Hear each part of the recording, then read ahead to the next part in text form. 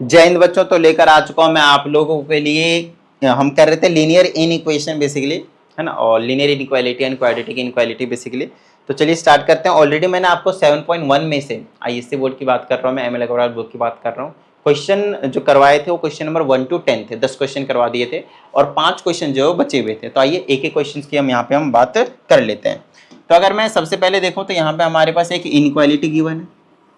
फिर हमसे कहा जाता है कि इन इक्वालिटी क्या करना है, इस वाले सॉल्यूशन सेट से निकालना है, और उन वाले सॉल्यूशन सेट से निकालने के बाद आपको क्या करना है, नंबर लाइन पे इनको रिप्रेजेंटेशन भी देनी है। ठीक है भाई, दे देंगे, कोई दिक्कत नहीं। आओ सबसे पहले इसको हम सॉल्व कर लेते हैं। तो अगर आप देख पा रहे हैं तो जो 3x है प्लस 11 कर दो दोनों तरफ, तो लेस देन इधर और इधर 14 हो जाएगा। तो x की वैल्यू 3 से डिवाइड कर दूंगा दोनों तरफ, तो 14/3 हो जाएगा। और इसे अगर मैं डिवाइड करता हूँ तो कितना हो जाएगा, 3 4 जा 12, 4.2 आएगा, 2 आएगा, 2 में 0 लगाएंगे तो 6 आएगा, 4.66 समथिंग चलता चला जाएगा। तो हमारे पास इनमें से आंसर लेना है x की वैल्यू 1 2 3 4 5 to 10 तक दे रखे हैं। तो नो डाउट 4.6 से लेसर नंबर लेने हैं, और लेना है तो भाई 1 आएगा, फिर 2 आएगा, फिर 3 आएगा और फिर 4 आएगा, और कोई नंबर नहीं आ सकता। तो ये आपने सॉल्यूशन सेट बना दिया। तो आपने सॉल्व करने के लिए बोला, इसको हमने सॉल्व कर दिया। हमने इसमें से सॉल्यूशन सेट बनाने के लिए बोला, हमने इसमें से सॉल्यूशन सेट बना दिया। अगला काम बोला है रिप्रेजेंट करो नंबर लाइन पे, तो ये काम भी कर देते हैं भाई। हमारे लिए कौन सी बड़ी बात है, बच्चों वाली बात है भाई। चलो कर देते हैं ट्रेडिंग करके। आओ, अब अगर मैं यहाँ पे 0 लिखता हूँ तो कोई समस्या नहीं होनी चाहिए। दूसरी चीज 1 होनी चाहिए, 2 होनी चाहिए, 3 होनी चाहिए, 4 होनी चाहिए, 4 होनी चाहिए, 5 होनी चाहिए, और डॉट डॉट डॉट डॉट होनी चाहिए। मतलब बनाओ जितना बनाना चाहते हो, कोई दिक्कत नहीं है, बट ज्यादा टाइम खराब नहीं करना। ठीक है, चलो अब इसमें से 1 2 3 4 को रिप्रेजेंट कर रहा है, सिर्फ इन्हीं को रिप्रेजेंट करना है, सबसे बड़ी बात ये। तो जब इनको रिप्रेजेंटेशन देनी होती है तो यहाँ पे ऐसे करके गोला मार देते, टिडिंग करके पहला नंबर, टिडिंग करके दूसरा नंबर, टिडिंग करके तीसरा नंबर, और टिडिंग करके चौथा नंबर, फोर्थ नंबर, 1 2 3 4 हो गया क्वेश्चन डन। यही आपका रियल नंबर है। ऐसा हमने क्यों किया, क्योंकि हमें एग्जैक्ट वही नंबर चाहिए थे, ना उससे आगे वाले नंबर चाहिए था, ना उससे पहले वाले नंबर चाहिए थे, ना उनके बीच वाले नंबर चाहिए थे, इसीलिए हमने ऐसा किया। हो गया क्वेश्चन नंबर 11। सेम चीज है, बिल्कुल एग्जैक्ट सेम चीज है भाई। ये आपके पास लीनियर इनइक्वेशन है, आपकी बार आपको होल नंबर चूज करना है और रिप्रेजेंट कर देना नंबर लाइन पे। चलो कम कर देते हैं काम। तो पहले 3x इधर भेज देता हूँ, तो -4x में +3x हो जाएगा, और 5 उधर भेज देता हूँ तो 2 में से -5 हो जाएगा।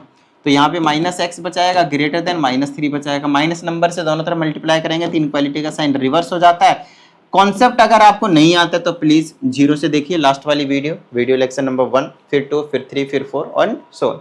x इज लेस देन 3 है बाबू। लेस देन 3 का मतलब समझते हो, 0 भी हो सकता है, 1 भी हो सकता है, 2 भी हो सकता है, और बस यही हो सकता है और कुछ नहीं हो सकता, क्योंकि होल नंबर बोला है।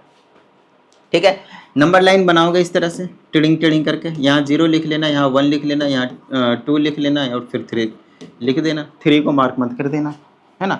0 हमें लेना है, 1 भी हमें लेना है, 2 भी हमें लेना है, तो ले लो ना बाबू, किसने मना किया, ले लो, ये लो, ले लिया हमने। आई बात समझ में, डन है। चलिए आइए क्वेश्चन नंबर नेक्स्ट की बात कर लेते हैं। यहाँ पे अगर आप देखें तो आपको सॉल्व भी करना है, फिर रिप्रेजेंट भी करना है रियल नंबर x के लिए। तो बच्चा वाला क्वेश्चन आ गया भाई, कर देते हैं काम। ऐसा करता हूँ, इसको इधर भेज देता हूँ, तो माइनस नंबर से मल्टीप्लाई डिवाइड करने की जरूरत नहीं पड़ेगी। इसको इधर भेज देता हूँ और इस वाले नंबर को फिर इधर भेज देता हूँ। ठीक है, तो अगर मैं इसको इधर भेजता हूँ तो इधर क्या बनाएगा, मेरे पास x बनाएगा, और ये इधर चला जाएगा तो क्या होगा, 2 है। तो x की वैल्यू 2 से ग्रेटर देन और इक्वल टू है, तो ये रहा। आहा, क्या मस्त क्वेश्चन दिया बाबू। देखो इधर ग्रेटर देन और इक्वल टू बोला है आपकी बार। यहाँ पे बच्चे थोड़ी सी समस्या में आ जाते हैं इस टाइप के क्वेश्चन में। 0 है, 1 है, 2 है, 3 है, 4 है। अब ऐसे क्वेश्चन में हम क्या करेंगे, देखो रियल नंबर बोल दिया है, रियल नंबर बोला है, रियल नंबर, ये नहीं बोला है कि 0 लेना, 1 लेना, 2 ले लेना। 2 और 2 से ग्रेटर नंबर है, इसी चीज को आप ऐसे लिखते हो ना, x is greater than equal to, एक ही बात है, ये और ये दोनों सेम सेम। तो ग्रेटर देन इक्वल टू का मतलब 2 भी हो सकते हैं। तो यहाँ पे आप इसको डार्क करोगे ऐसे करके, क्योंकि आप 2 ले रहे हो, और उसके बाद आप 2 से ग्रेटर वाले सारे नंबर ले रहे हो, तो रियल नंबर लाइन को ऐसे करके बिल्कुल येलो कर दोगे। येलो मतलब मेरे पास येलो इसीलिए, आपके पास ब्लू होगा तो ब्लू। उसके बाद आप यहाँ पे एरो लगा दीजिएगा। एरो क्यों, क्योंकि भाई ये एरो जाता रहेगा, और कहाँ तक जाएगा, इन्फिनिटी तक, पॉजिटिव इन्फिनिटी तक जाएगा। कोई दिक्कत नहीं किसी को, डन है। चलिए आगे की बात करते हैं। क्वेश्चन नंबर 13, अरे ये क्या हो गया, ये क्वेश्चन नंबर 13 का फर्स्ट पार्ट था। ओके डन, आइए इसका सेकंड पार्ट भी करते हैं, इसका सेकंड पार्ट भी करते हैं। ये है हमारे पास। सबसे पहले आपसे मैंने क्या बोला था, जब भी कभी डिवीजन में आ जाए, है ना, डिवाइड में चीजें दी हो तो सबसे पहले डिनोमिनेटर को गायब कीजिए, उसको 1 बनाइए। जब तक आप डिनोमिनेटर को गायब नहीं करेंगे बात नहीं बनेगी। तो 6 से मल्टीप्लाई करना पड़ेगा, बहुत साइड बोलिए हाँ या नहीं, है ना। तो 6 से मल्टीप्लाई करेंगे तो 3 से, तो ये तो 3 हो तो 6 को काट देगा, 2 बनाएगा। 2 से मल्टीप्लाई करेंगे तो 8x और माइनस का 20 बनाएगा, कोई दिक्कत नहीं भाई, लेस देन इक्वल टू, ध्यान समझिएगा। अब यहाँ पे 6 से मल्टीप्लाई करता था, जो 2 है उस 6 को काट देता तो 3 बनाता, और 3 बनाता तो 3 से मल्टीप्लाई करेंगे तो 5 दिया 15 माइनस 7 दिया 21, और x था तो x भी लगाएंगे भाई। बस ये कहानी हो गई ना सिंपल। अब देखो, अब इस 8x को इधर लेके जाऊंगा तो माइनस हो जाएगा, तो 15 में से 8 माइनस होगा 7x बनाएगा। ये माइनस 21 इधर जाएगा तो प्लस बनाएगा, और प्लस बनाएगा तो भाई 1 बनाएगा, सिंपल 1 बनाएगा, ठीक है। अब x की वैल्यू 7 से डिवाइड कर दूंगा तो 1/7 बनाएगा, greater than equal to x। मतलब ओवरऑल x की जो वैल्यू है ग्रेटर देन इक्वल टू 1/7 है, और इसको मैं डिवाइड करता हूँ तो कितना आएगा, 0.142857, और फिर से यही चीज जो है वो रिपीट होना शुरू कर देगा। इन्होंने क्या ले रखा, कहाँ तक, कितने डेसिमल तक लिया है। वैसे तो कोई दिक्कत नहीं, अगर आप डेसिमल वाले नंबर आए तो आप उसको फ्रैक्शन में, हाँ इन्होंने भी फ्रैक्शन में लिया हुआ है तो आप फ्रैक्शन में ही रहने दें, कोई दिक्कत वाली बात नहीं है।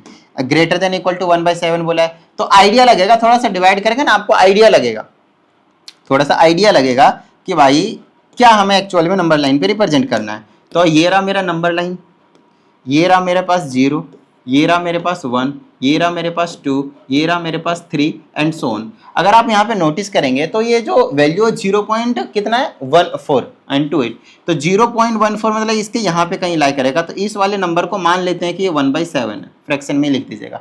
और क्योंकि ये इक्वल टू है, देखो इक्वल टू, तो आप इसको डार्क कर दोगे, और अगर आपने इसको डार्क कर दिया फिर राइट साइड ग्रेटर देन है तो इसको बिल्कुल इस तरह से आप कर दोगे और यहाँ पे एरो लगा दोगे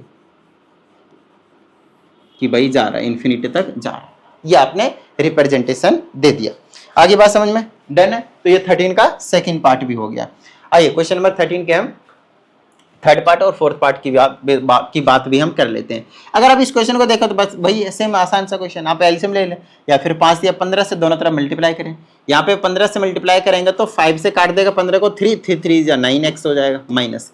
ये जो 15 से हमने मल्टीप्लाई किया तो 3 तो पहले उसको काटेगा तो 5 बनाएगा, और 5 से बनाएगा तो ब्रैकेट लिखिएगा पहले ना, 5 दूनी 10x माइनस का 5 बनाएगा, ग्रेटर देन, इसको हमने 15 से मल्टीप्लाई किया था तो आपके पास यहाँ पे 15 जो है 15 है वो लिखना ही लिखना है।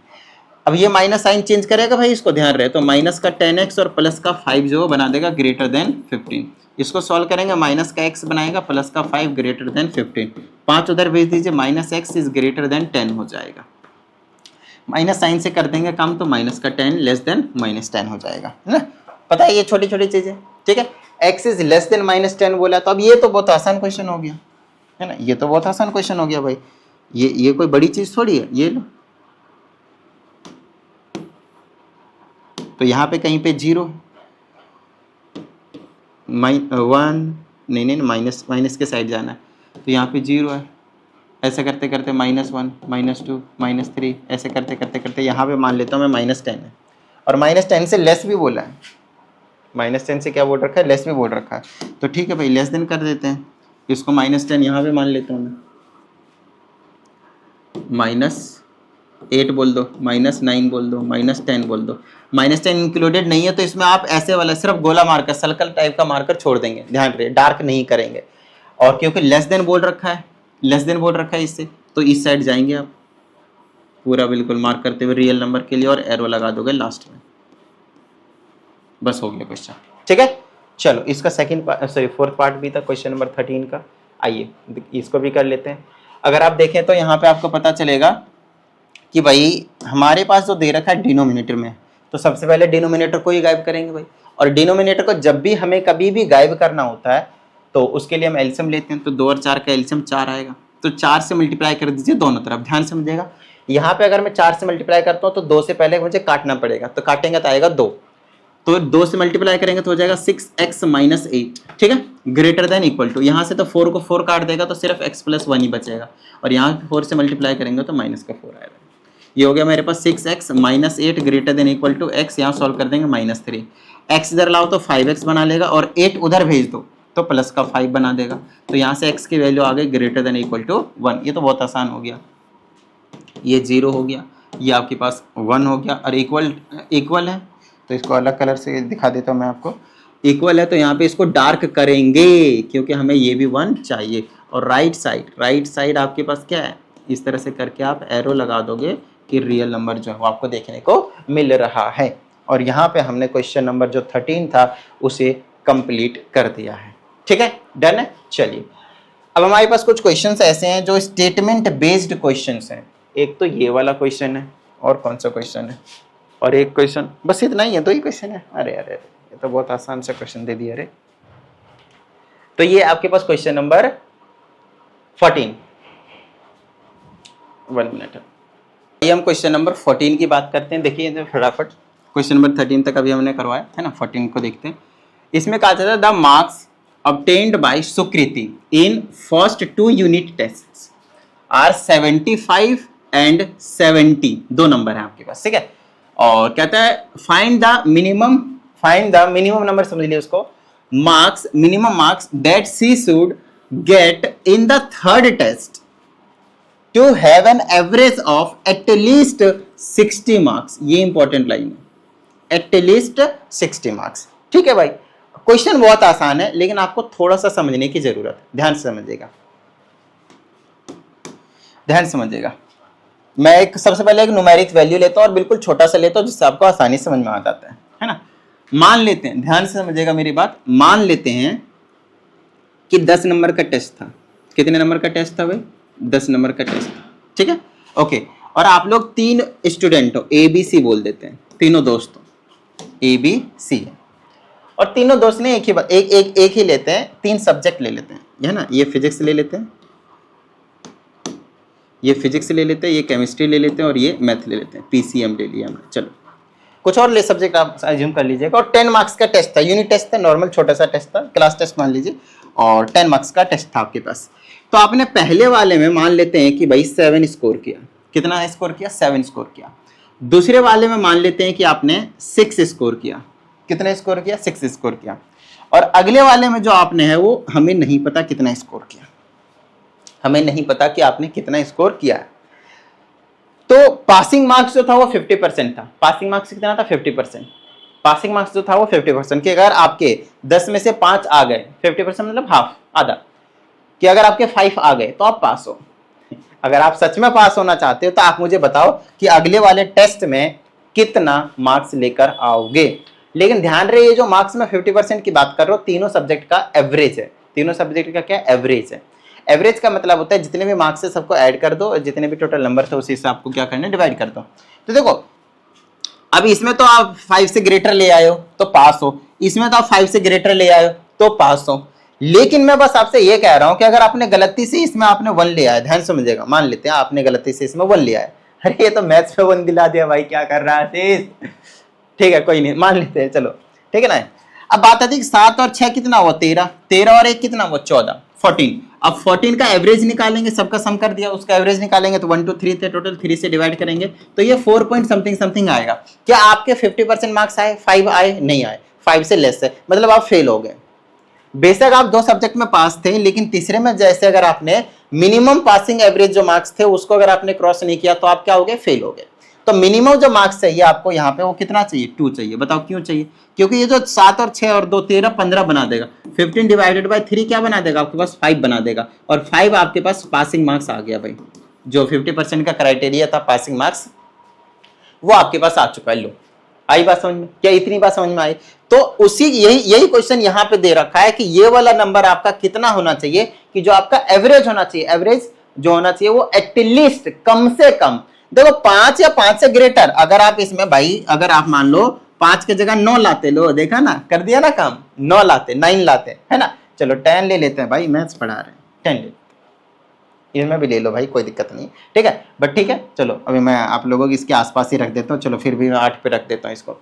अगर 8 नंबर लाए आप तो 7 और 6 8 7 6 13 और 8 कितना हो गए 21, तो 21/3 कितना हुआ 7 मार्क्स। तो आपका एवरेज 7 मार्क्स, अब भी पास हो कोई दिक्कत नहीं है, ये भी नंबर चलेगा, लेकिन आपसे एटलीस्ट पूछा, मिनिमम मार्क्स पूछा है, तो मिनिमम मार्क्स क्या है आपके पास, तो मिनिमम मार्क्स थे यहाँ के हिसाब से 60 थे, यहाँ के हिसाब से आपके 5 थे, इससे ज्यादा आ जाए कोई दिक्कत नहीं है। तो जो सबसे कम जो आपको लाना ही लाना है ना, वो वाला मार्क्स इसमें क्वेश्चन में आपसे पूछा गया है। आई होप आपको ये जो एग्जांपल दिया मैंने वो समझ में आया होगा। अब इसमें कोई दिक्कत नहीं, यहाँ पे बच्चे क्या करते हैं पता है, ये करो बेटा, ये करो बेटा, ये करो बेटा, ये आंसर ले जाओ, ये नहीं करना है। स्टेटमेंट बेस्ड जितने भी क्वेश्चन होते हैं उसको पहले आपको बिल्कुल फील लेके समझना है। जब तक आप उस चीज को समझोगे नहीं, स्टेटमेंट में थोड़ा सा माइनर सा भी चेंज करते हैं ना, बेटा ये कर लो वो कर लो, करते रह जाओगे। अरे बात समझ में। चलो इसमें कहा जाता है, तो सुकृति ने 2 टेस्ट के नंबर ले लिए भाई, कितना लिया 75 और 70। तो यहां पे अज्यूम कर लोगे let the marks of third test is equal to x. तो तीसरे वाले टेस्ट के मार्क्स को हम क्या ले लेते हैं एक्स। तो हमें पता है इन तीनों का एवरेज क्या होना चाहिए, इन तीनों का एवरेज का मतलब क्या हो गया, एवरेज मतलब यही होता है तीनों को जोड़ दो और 3 से डिवाइड कर दो, कितना होना चाहिए एटलीस्ट 60। एटलीस्ट 60 का मतलब समझना है कि ये जो नंबर होने चाहिए वो कम से कम 60 होने चाहिए, 60 से ग्रेटर भी हो सकते हैं, मतलब ये वाली वैल्यू ग्रेटर होगी और इक्वल टू भी हो सकता है। पासिंग मार्क्स भाई 60 है आपके पास, वो होना ही चाहिए एवरेज। और तो ये यहाँ पे कितना लिख दो, मैं 60 लिख दूं, कोई प्रॉब्लम किसी को तो ये बता दो फटाफट, ठीक है। 7 ये वाला 5 ऐसे रहेगा, 14 145 रहेगा आपके पास, प्लस का x रहेगा, 3 से उधर 3 से मल्टीप्लाई कर दो दोनों तरफ, 60 थे 180, तो ये उधर चला जाएगा, तो x is greater than less than कितना है 35। तो x की वैल्यू जो मिनिमम होनी चाहिए वो कितनी होनी चाहिए 35 मार्क्स होनी चाहिए। अगर आप 35 मार्क्स से ज्यादा लाते हो तो भी कोई दिक्कत नहीं भाई, घर की बात है, आन दो, है ना, मजा ही मजा। लेकिन जो मिनिमम मार्क्स का क्राइटेरिया था कि भाई आपका एवरेज जो 60 बननी ही चाहिए उसके लिए, तो उसके लिए आपके पास 35 मार्क्स चाहिए ही चाहिए। आप चाहे तो निकाल कर देख लो भाई, आप मुझे खुद बताओ ये कितना है 75, ये कितना है 70। आपने तीसरे में मिनिमम मार्क्स कितना लाया 35 और 3 से डिवाइड करा, तो इन तीनों को ऐड करो 180 आएगा, 3 से डिवाइड करो 60 आएगा। तो आपका एवरेज जो मिनिमम वाला 60 वाला था वो तो फुलफिल करेगा ही करेगा ये 35।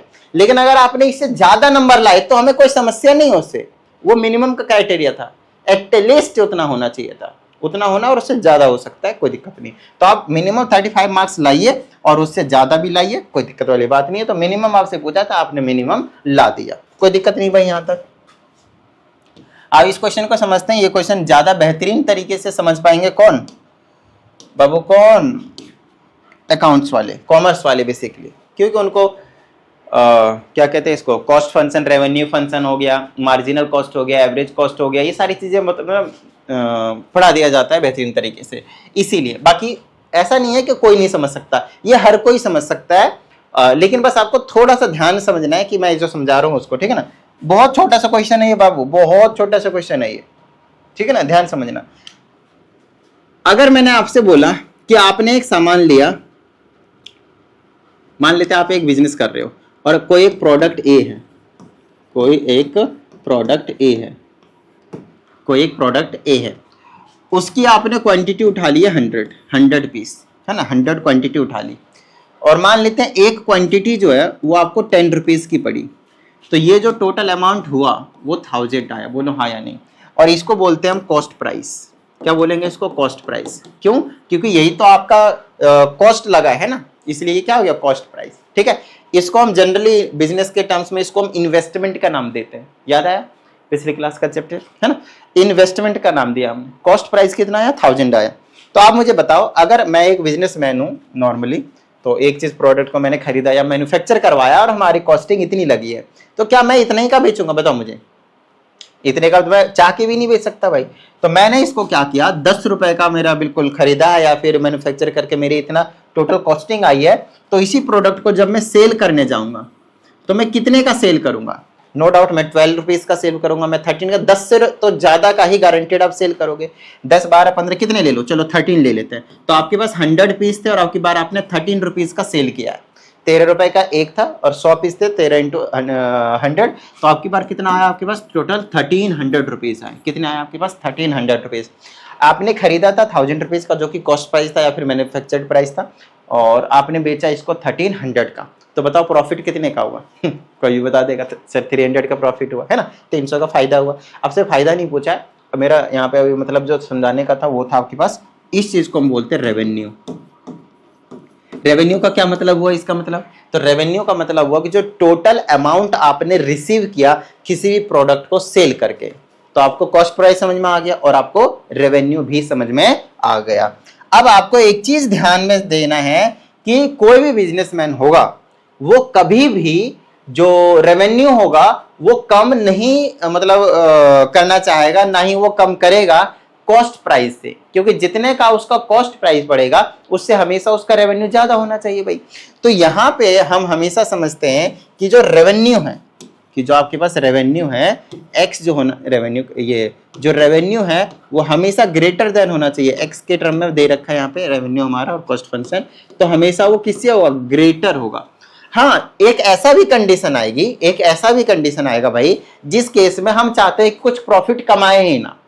ध्यान से समझना, अगर आपने चाहा ऐसा कि भाई मैंने 1000 का खरीदा और 1000 का ही बेच दूं, तो उस केस में आपको प्रॉफिट ही जीरो, नील, है ना। तो उस केस में हम यहाँ पे इक्वल टू लगा देते हैं, इक्वल टू लगा देते हैं कि भाई हमारा जो रेवेन्यू है वो कॉस्ट प्राइस के इक्वल भी आ जाए तो कोई दिक्कत नहीं। हमने मान लिया है कि हमें जो है वो प्रॉफिट कमाना है तो कमा लेंगे, नहीं भी कमाएंगे तो भी कोई दिक्कत नहीं, लेकिन एटलीस्ट कॉस्ट प्राइस मिल जाए। तो देखो फिर से एटलीस्ट आ गया ना, पीछे वाली क्वेश्चन के बारे में फिर से आपके पास एटलीस्ट आ गया, है ना, कोई दिक्कत नहीं भाई। तो चलो आते हैं आगे की बात करते हैं। अब कॉस्ट प्राइस का फंक्शन देख लो और आगे चीजों की बात कर लेते हैं। कॉस्ट प्राइस कितना है मेरे पास, ये रेवेन्यू फंक्शन है और ये मेरे पास कॉस्ट फंक्शन है। तो आपको हमेशा पता है कि जो रेवेन्यू फंक्शन है ये वाला, तो 60x प्लस का 2000 है, ये हमेशा ग्रेटर देन होगा, 20x होगा और प्लस का 4000 हो जाएगा। एक चीज का ध्यान रखना है कि यहाँ पे मैं ग्रेटर देन लूंगा या ये वाले इक्वल टू लूंगा या नहीं लूंगा, दैट विल डिपेंड कि क्वेश्चन में है वो क्या पूछा गया है, ठीक है। तो इसमें कहा जाता है where x is a number of item, x क्या आपके पास नंबर ऑफ आइटम है, यहाँ पे कोई दिक्कत नहीं उससे। प्रोड्यूस्ड एंड सोल्ड, कहता है how many items must be sold to realize some profit. देखो भाई अब यहाँ पे देखो क्वेश्चन के अकॉर्डिंग मैं जाऊंगा। यहाँ पे कहता है कि आपका जो रेवेन्यू है वो इतना जनरेट होना चाहिए कि आपको कुछ ना कुछ प्रॉफिट जरूर होना चाहिए, आपको कुछ ना कुछ प्रॉफिट जरूर होना चाहिए। अगर if you want to get some profit then 100% I am damn sure that revenue should be greater than cost price, yes और नो। यहाँ पे आपने 1000 का खरीद के 1300 का बेच दिया तो 300 का फायदा हुआ, तो आपको कुछ ना कुछ फायदा हुआ। कुछ फायदा कब होगा, जब आपका रेवेन्यू है वो ज्यादा होगा किससे, कॉस्ट प्राइस से। रेवेन्यू जो है वो ज्यादा होगा किससे, कॉस्ट प्राइस से। तो लो भाई हमने ग्रेटर लिया, अब यहाँ पे मैं इक्वल टू नहीं लूंगा, इक्वल टू नहीं लूंगा। अब सॉल्व कर दो, इसको इधर ले आओ या इसको उधर ले जाओ, कोई दिक्कत वाली बात नहीं है ना। तो इसको मैं इधर ले आऊं, चलो इसको इधर ले जाते हैं। ये 20,000 था 2000 था, एक बार मैं क्वेश्चन चेक कर लेता हूँ। 2000 एक कॉस्ट प्राइस में 4000 है, कॉस्ट प्राइस में 4000 है और 20 है और 6 है या 60 है, 60 होना चाहिए, 60 है, 6 क्यों ले रखा मैंने, 60 था सॉरी, ये 60 था। मैं भी सोचो यार माइनस का कैसे आ जाएगा यहाँ पे नंबर ऑफ आइटम, अरे भाई कट जाना, उड़ जा। ये हो गया मेरे पास 60x। चलो अब इसको सॉल्व कर देते हैं। 20x इधर आएगा तो 40x बचेगा, बोलो किसी को कोई प्रॉब्लम। ग्रेटर देन इसको उधर भेज दो तो माइनस हो जाएगा तो 2000 बचेगा, ठीक है। और यहाँ से x की वैल्यू निकालेंगे 40 से डिवाइड कर दो तो ये हो गया मेरे पास 2000 डिवाइडेड बाय में 40, 0 से 0 कैंसिल, 4 बचे 20, तो x जो हो जाएगा ग्रेटर देन 50 हो जाएगा। अब ग्रेटर देन 50 का क्या मतलब हो गया कि अगर 50 से ज्यादा बेचेंगे हमारे पास, ग्रेटर देन 50 का क्या मतलब होगा, अगर हमने 50 से ज्यादा बेचे तो ही हमें प्रॉफिट आएगा। मतलब ये आपके पास एक मिनिमम कंडीशन वाली आ गई, ये वाले आपके पास मिनिमम कंडीशन वाली आ गई कि 50 पे तो हमारे पास क्या आ जाएगा, अगर आपने 50 बेचे तो आपके पास ना प्रॉफिट होगा ना लॉस होगा। लेकिन अगर हमने 50 से जैसे एक भी अगर ज्यादा बेच दिया, 51 बेच दिया, 52, 53 कितने भी बेच दिए तो हमें कुछ ना कुछ प्रॉफिट होगा ही होगा। और ये आपके पास हो गया more than 50 items should be sold to get some profit. Got it, समझ में आई इतनी बात, डन है। तो ये कहानी थी आपके पास एक्सरसाइज 7.1 की, और आपका यहाँ पे फाइनली कंप्लीट होता है एक्सरसाइज 7.1। तो उम्मीद करते हैं सभी को सभी चीज़ें समझ में आ गई होंगे। प्रैक्टिस करते रहिएगा। मिलते हैं अगली वीडियो में। जय हिंद।